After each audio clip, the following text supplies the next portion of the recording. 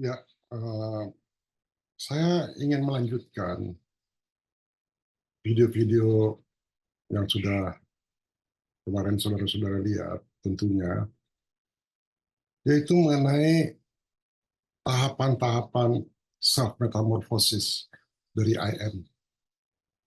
Jadi kapan father jadinya, munculnya kapan, the sun, unqualified absolute. Tapi sebelum kita ke sana, saya kira kita perlu tahu dulu konsep IM dan ketidakterbatasan itu apa. Ya. Jadi sebelum saya membahas mengenai self metamorphosis dari IM, saya akan membahas konsep IM ini cukup dalam ya, dari konteks ketidakterbatasan ya, dan kemahakuasaan. I can say like that. Nah, pertama kita harus lihat dulu apa sih yang dimaksud dengan IM. IM itu adalah entitas atau deity, ya, entitas, walaupun itu konsep filosofi ya, tapi lebih baik saya sebut entitas saja, yang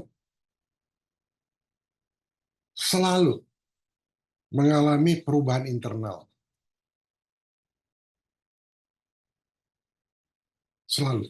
Dan ini cocok dengan hukum termodinamik, ya, bahwa yang abadi itu adalah perubahan. Jadi dia adalah entitas yang selalu mengalami perubahan internal, tapi perubahannya itu sifatnya mendalam, bukan hanya sekedar berubah. Jadi kalau kita proyeksikan ke diri kita, kalau kita adalah entitas atau pribadi yang mengalami perubahan internal, tapi tidak mendalam, ya kita belum seperti IM. Ya. Nah, oleh karena itu, perubahan yang mendalam itu disebut metamorfosis. Untuk apa kita melakukan proses metamorfosis atau air melakukan metamorfosis? Dia kan menjadi akhirnya the seven absolute of infinity, ya, tujuh absolut dari ketidakterbatasan. Kenapa dia mau membentuk dirinya menjadi itu? Ya, paling sudah infinity, sudah absolut. Karena I am itu adalah cuma tunggal. Dia one absolute of infinity. Dan dia mau mengembangkan dengan melalui transformasi internal, bagaimana caranya supaya yang one absolute infinity itu menjadi seven absolute of infinity.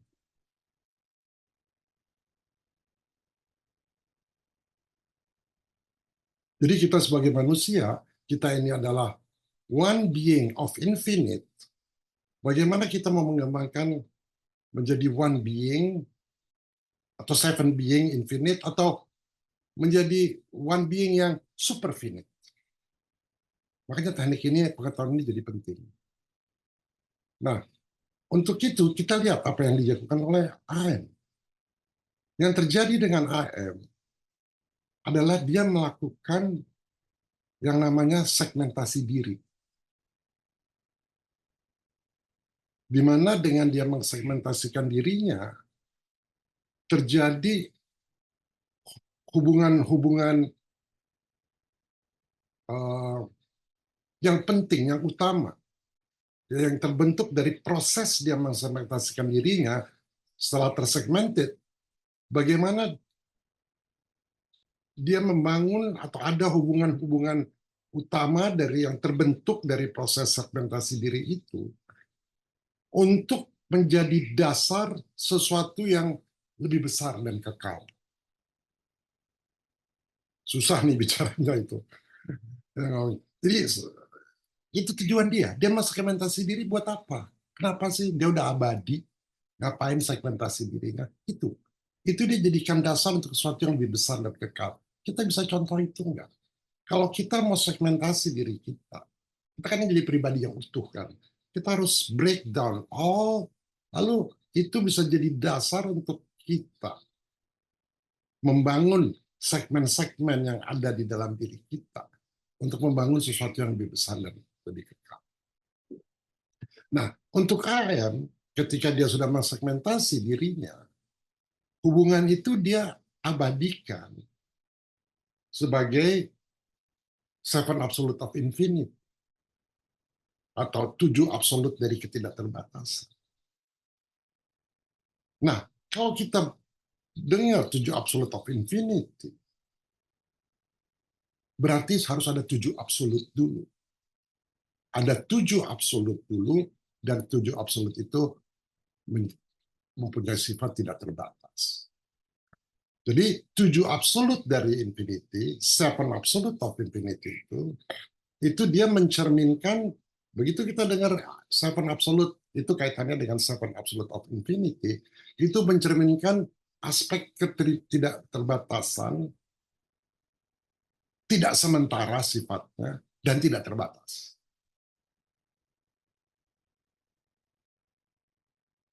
Sifatnya abadi. Nah, untuk itu kita perlu mendalami. Saya kan pernah menyampaikan AM besar, AM kecil itu ego. Dia udah abadi di situ. Lalu di Urantia ditulis, dia merasa terpenjara dengan ketidakterbatasannya itu. Oleh karena itu muncul volitional, keinginan dia, free will dia. Apakah free will dia itu dia sudah mencapai tingkatan tak terbatas? Berarti Aristoteles benar kalau gitu. Yang infinite mutlak nggak ada. Ya, pasti bisa ditambah satu, pasti bisa ditambah satu. Kita lihat konsep Urantia dulu. Nah, sekarang kita lihat apakah konsep AM itu menunjukkan dia itu ego. Kita harus analisis dulu. Ya. Kalau ini kita pahami, nanti saya akan masuk ke proses bagaimana dia membelah diri dan tercipta apa saja. Ya. Jadi mungkin saya akan bikin 2 video lagi selain ini. Ya. Nah, pertama kita lihat yang transformasi internal dulu. Transformasi ini itu nggak ujuk-ujuk menunjukkan adanya ego dalam pengertian manusia ya. Karena kalau dalam konsep spiritual, biasanya teologis lah dibilang, ini proses dinamis. Prosesnya kita nggak statis, prosesnya dan evolusioner yang dialami baik oleh manusia dan oleh satu entity yang abadi kayak AM. Kan dia entity yang tak terbatas. Itu pun dia melakukan transformasi internal. Kita sebagai manusia kok kita nggak melakukan itu? Ya, itu ya maksud saya pelajaran yang kita dapat. Dia pun melakukan itu, kita kok enggak. Udah umur sekian, udah banyak pengalaman, umur udah 70 tahun, banyak pengalaman, nggak perlu lagi. Ya, tapi itu harus terus-terusan. Transformasi internal harus terus-terusan.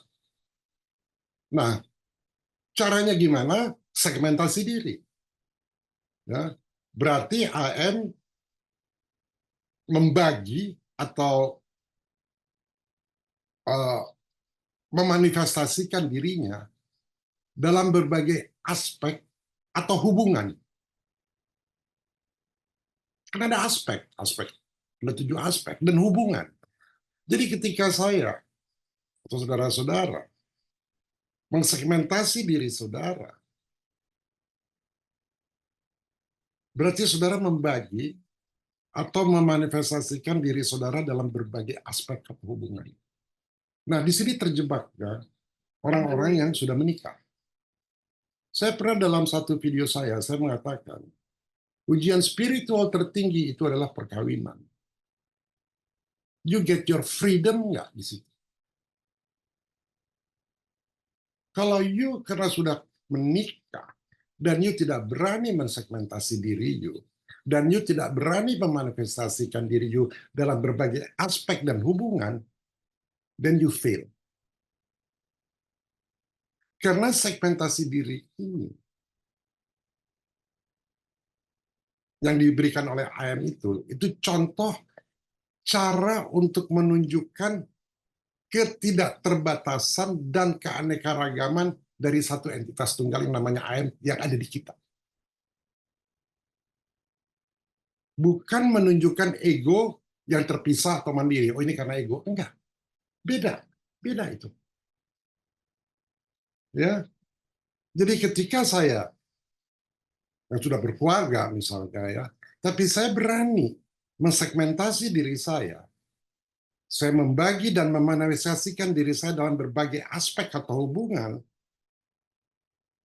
dengan part dari diri saya dengan orang lain and so on. Itu menunjukkan ketidakterbatasan dan keanekaragaman dari entitas yang namanya Richard ini yang di dalamnya ada I am. Saya lagi mempraktekkan. Bukan menunjukkan saya punya ego yang terpisah. Kalau saya seenaknya. Nah, saya bilang perkawinan itu adalah ujian tertinggi. You get trapped or not by that. Or you berani melakukan segmentasi diri. Ya.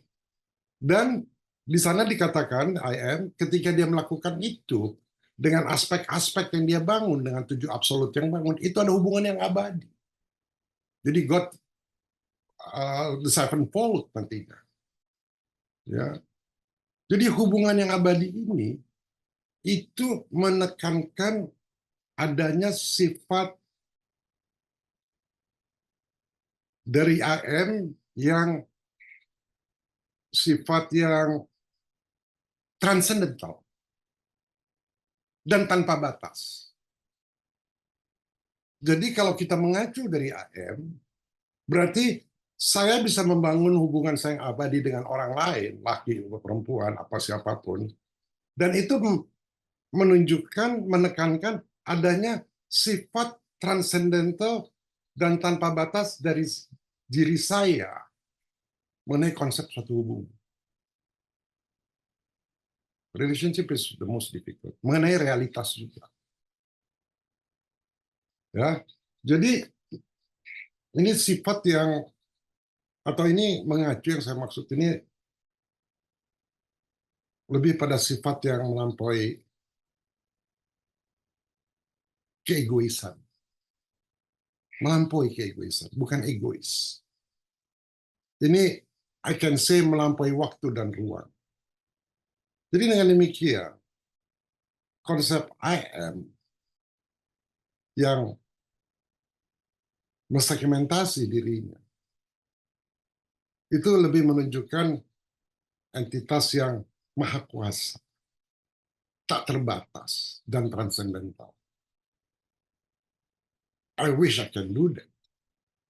Kalau saya ambil I am sebagai inspiration. Jadi ego, kalau dikatakan itu ego, dalam pengertian manusia ya, ego dalam pengertian manusia, biasanya kan mengacu pada kesadaran diri yang terbatas dari apa kesadaran terbatas lah dan sifatnya individu. Tapi yang I am ini mengacunya merujuk pada kesadaran yang tak terbatas dan absolut. Kita sering bicara soal level kesadaran. Ya, level kesadaran yang mana? Yang terbatas dan individu sifatnya, atau yang terbatas dan absolut? Absolut itu artinya murni, pure. Kesadaran bahwa I love you pure, misalnya.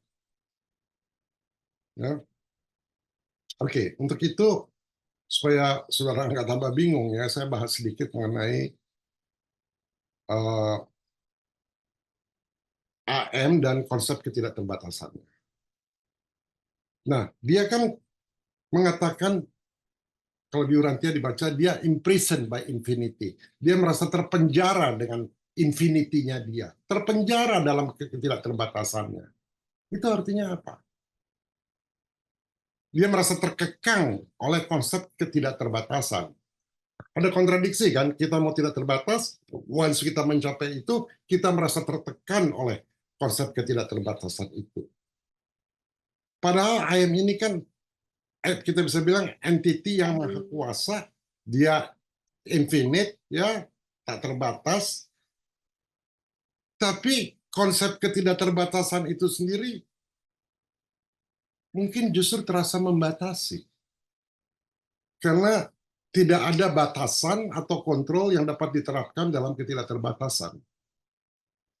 Dulu saya pernah bicara ya soal hard talk ya, waktu itu saya bilang, oke, let's be game, main game.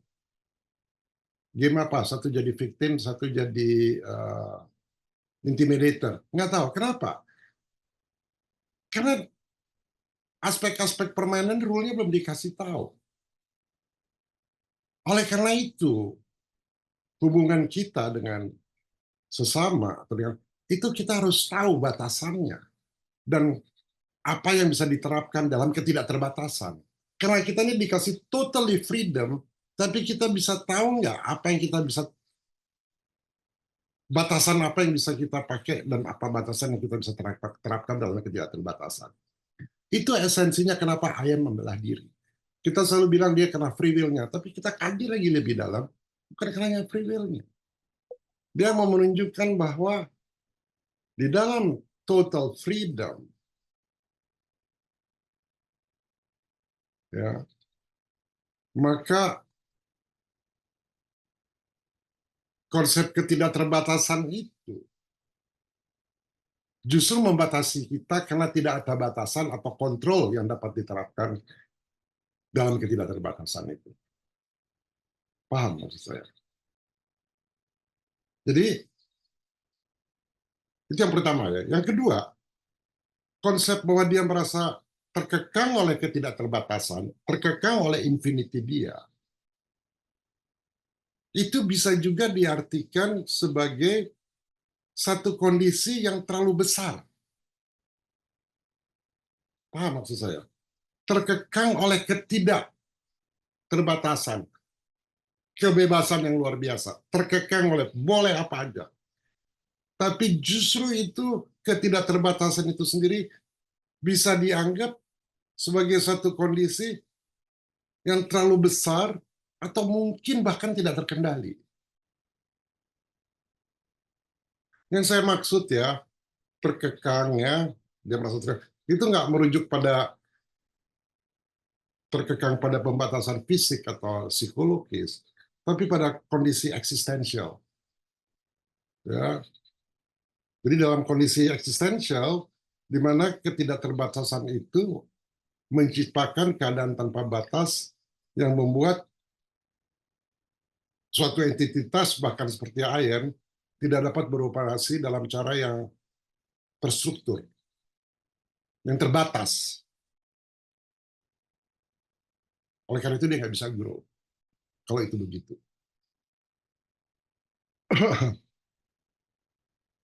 Kalau saya kasih ilustrasi ya, misalnya ya, bayangin ya ada sebuah ruang, kita tinggal dalam sebuah yang disebut infinitude, sebuah ruang yang nggak terbatas dalam segara Allah, nggak terbatas. Nah, dalam ruang tersebut, kita ada di situ, tapi kita nggak bisa menemukan ujung atau batas dari ruang itu, sehingga kita tidak bisa mengukur atau nggak bisa mengontrol apapun. Mengontrol bukan dalam pengertian negatif, ya, tapi mengontrol justru jadi aware gitu. Jadi karena ruang tersebut bebas, nggak ada ujung, kita nggak bisa mengukur atau mengontrol apapun. Walaupun kita bisa bergerak kemana saja. Jadi ketidakterbatasan itu sendiri menjadi semacam pembatasan. Karena tidak ada struktur atau batas yang bisa dikenali atau mengatur gerakan kita. Paham nggak maksud saya? Paham ya? Begini ya, coba lu bayangin ya, you satu-satunya lah orang di dunia ya, katakan di planet ini nggak ada satu siapa, cuma kita, dan kita punya power ya untuk to give order misalnya ya, ya. Tapi tapi nggak ada yang bisa dengar, nggak ada yang bisa menjalankan keinginan kita. Jadi walaupun kita ini so powerful untuk memerintah, maha kuasa, kekuatan kita itu jadi nggak ada gunanya. Karena nggak ada yang bisa mematuhi permintaan kita atau perintah kita, karena nggak ada siapa-siapa. Mungkin kira-kira gitu. Ini paradoks ya. Ini paradoks ya. Jadi saya menunjukkan ini kompleks. Oleh karena itu diskusi mengenai segmentasi dari IM itu pembela diri itu menjadi penting. Ya. Nah, jadi paradoks ini justru menunjukkan bahwa dalam konteks ketidakterbatasan infinite itu ada kondisi-kondisi unik yang membuat sifat-sifat tersebut ketidakterbatasan itu justru menjadi kompleks. Ya, dan seringkali bertentangan dengan pemahaman manusia tentang kontrol dan kekuasaan. Selalu kita anggap negatif. Itulah sebabnya AM itu yang menjelma menjadi Tuhan, kita sebut Maha Kuasa. Karena kalau dia tidak membela dirinya, maka dia nggak jadi Maha Kuasa. Sekian dulu, semoga penjelasan ini membantu ya kita untuk lebih paham tentang konsep AM dan ketidakterbatasannya, dan itulah sebabnya dia melakukan self metamorphosis yang akan saya jelaskan setelah ini. Terima kasih. Bye.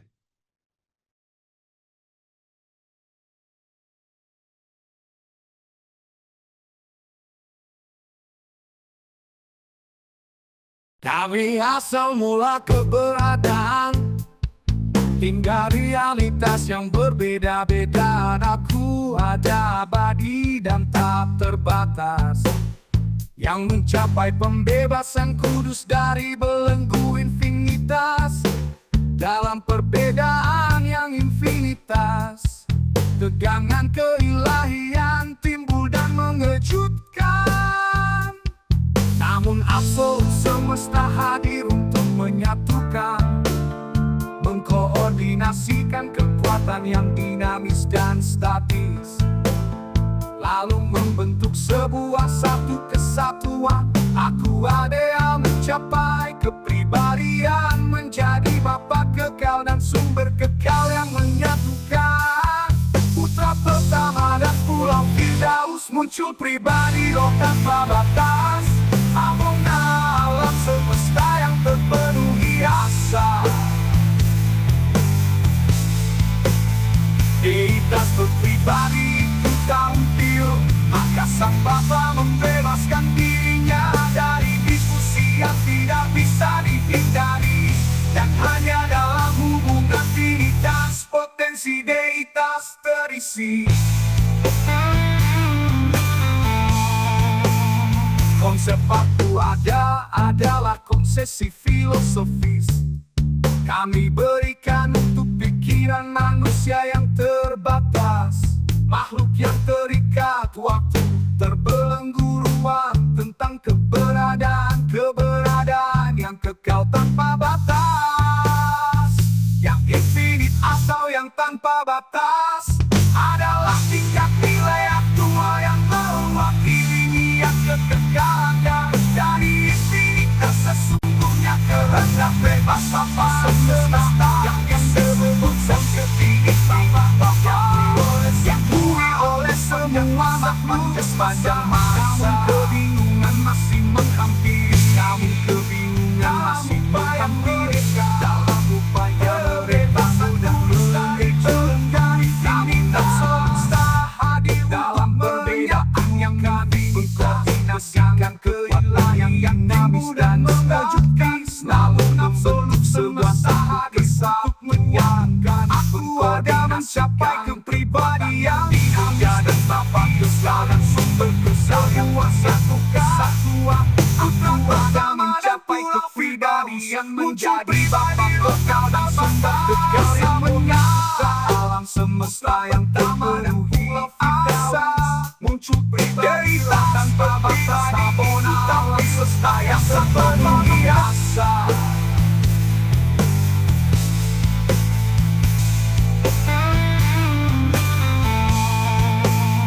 Konsep aku ada adalah konsesi filosofis. Kami berikan untuk pikiran manusia yang terbatas, makhluk yang terikat waktu, terbelenggu ruang, tentang keberadaan